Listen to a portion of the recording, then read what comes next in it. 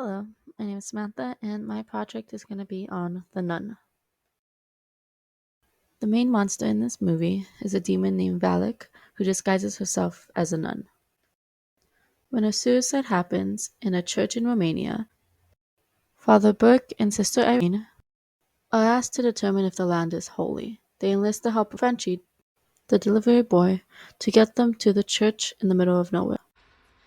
Once there, Father Burke and Sister Irene were met with cold isolation in an empty church, where they struggle to determine what is real and what is a manipulation created by Valak.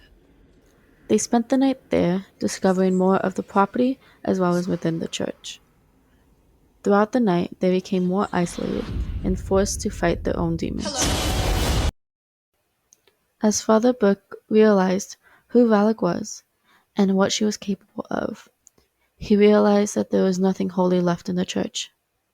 This is when the attacks became more brutal, as well as him becoming more isolated from Sister Irene. They discovered a way to stop Valak by using the blood of Jesus to seal her away from where she came from. Valak had been using nuns in order to manipulate Sister Irene so she could use her and her body in order to escape the church. Sister Irene was able to find the blood of Jesus hidden in the church and fight back before Valak was able to get a hold of her. After a long fight involving Frenchie, Sister Irene, and Father Burke, they were able to seal away Valak using the blood of Jesus and seal the hole where she came from. The movie ends on a happy note, with all three alive and walking away from the scene. But the effects of Valak have lingered on all three of them, especially Frenchie, which leads to a second movie that had just recently come out. For the first day, I chose isolation, which we mainly learned about in The Haunting of Hill House. Isolation, or the force to be alone, can create an added fear that makes it easier to be attacked. It can also create a sense of vulnerability to a lot of the characters as well as the people watching.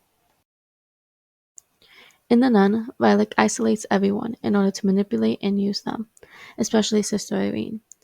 She makes her vulnerable and isolated, and uses tricks in order to make her more afraid of her.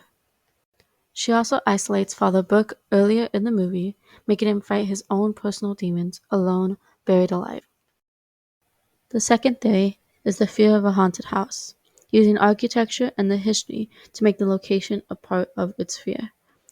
Using an empty, run-down home, it is supposed to represent humanity, creating the lack of humanity in it, as well as creating a relationship between the past and the present, creating a ghost inside the home.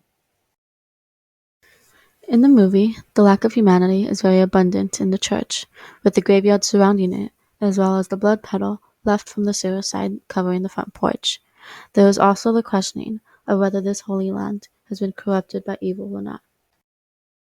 In my last theory, we look at religion versus evil, where religion is seen as pure good and fights what evil forces may be involved. We see this in The Exorcist, which we have watched before.